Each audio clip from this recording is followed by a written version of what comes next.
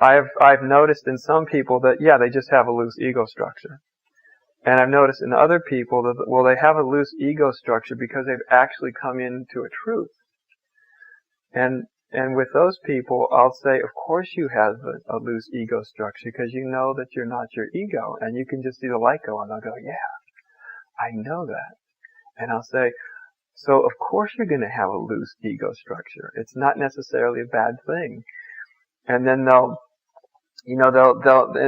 still, a lot of times they'll still have certain problems. I know I don't exist. I know I'm not somebody. And yet, for instance, I don't know how to be in the world. I don't know what to do because I know I'm nobody. I don't know how to, and I think then I'll go, okay, great. So let's stop pathologizing and calling it a loose ego structure. Let's just call it what it is. You've seen too much to believe in having a very coherent ego structure. You've seen too much. And so now can we deal with that? How does somebody who's realized that, what's the next step you need to take? What's the next thing you need to see to complete this so that you actually can function? So I find it really important to really be able to read where someone's at. It's just like people that come and they have terrible self-esteem. They really feel like they're rotten and they're nobody. And so many times I've just said, well, what feels rotten? What feels like it's not enough? And they'll go, me. I feel like I'm not enough. And I'll go, that's your personality, isn't it? How you see yourself, that it's not enough. And I'll go, yeah, I just never felt like I was enough. And, I've always felt inadequate and everything. And I've said, well, has it ever occurred to you that your personality structure is your persona? It's your self-image. You have a certain self-image. So I'll go, yeah. I'll go, have you ever thought about those words, image, that it is an image? It's an image you're holding of yourself. They'll go, yeah. I've said, how can an image ever feel complete? How could it ever feel anything but incomplete? Because it's not really the truth of you. And just in that, a lot of times they'll go, yeah, I know that. They won't know who they are. They won't have awakened. But all of a sudden, the thing that has been pathologized their whole life, which is they felt inadequate, and we go, yeah, the thing that feels inadequate, it is inadequate. It's an image. It's a way you're holding yourself, and it's inadequate, and it knows it's inadequate. And to try to make it inadequate is like trying to shore up a dam that's in the process of breaking. To try to make it adequate. To try to make it adequate. Yeah, and a lot of times if you just go, yeah, sweetheart, it's inadequate, and that's okay, because it simply is inadequate.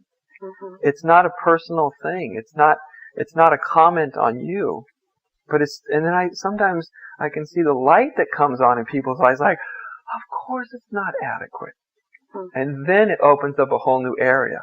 Mm-hmm. As soon as we can go quit pathologizing it and trying to shore up something that can't be shored up, then we can explore, it is an image, isn't it? Oh yeah, it's an image. Okay. What's not an image? Now let's get down to what you really are. Now we don't have to keep shoring up something that feels inadequate. We've let it be inadequate. Mm-hmm. Now what are you? And sometimes with people, it can open up a whole new realm. A realm that they've spent their whole lives trying to shore up their sense of inadequacy. And you just go, of course it's inadequate. And this burden drops. Mm-hmm. Like, oh my God, I don't have to pretend like it is. Mm. I've been trying to pretend. And I don't have to do that anymore.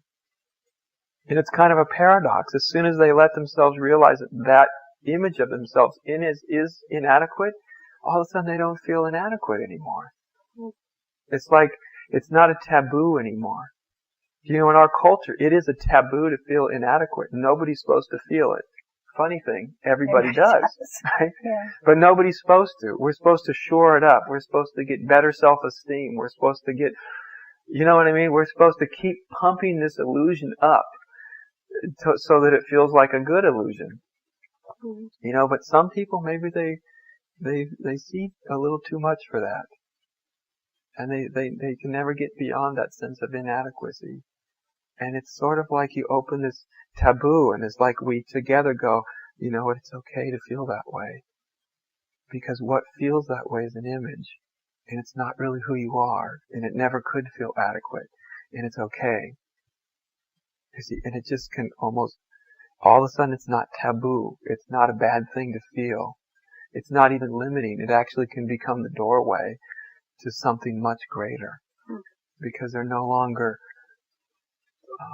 occupied with trying to make it different. So sometimes I often see that something that's been defined as a pathology, as a problem, there's always an element in it of truth. But our culture is meant not to find the element of truth. It's not taught to do that. Our therapies, even spiritual therapies, are not taught to do that. They're taught to find the untruth and make it true. They're taught to look at it simply in a negative stance, in the stance of what's the pathology and how do we fix it, rather than starting to discriminate what's true about it and what's false. There's probably both. There's a mixture of true and false. What's false about it, but also what's true.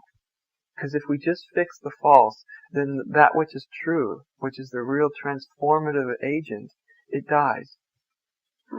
It's like we've missed the opportunity there. It'll show up somewhere else, but it's been killed. Now I walk out of the office feeling really, really, really good about myself. And that part of me that knew that it was never good enough because it was a facade. That I walked around my whole life feeling like I was nobody, but I thought it was a bad thing because everybody else seemed to be somebody, and I always felt like I was nobody. And yet everyone's walking around the same way. They feel like they're nobody really. But everybody appears like they're somebody. And nobody's like pulling like pulling the drapes back and going, hey, nobody feels like anybody really. You're not alone. It's a facade. And it's not a bad thing. It's not a taboo to feel that way. Maybe there's wisdom in it. Let's see what the wisdom is.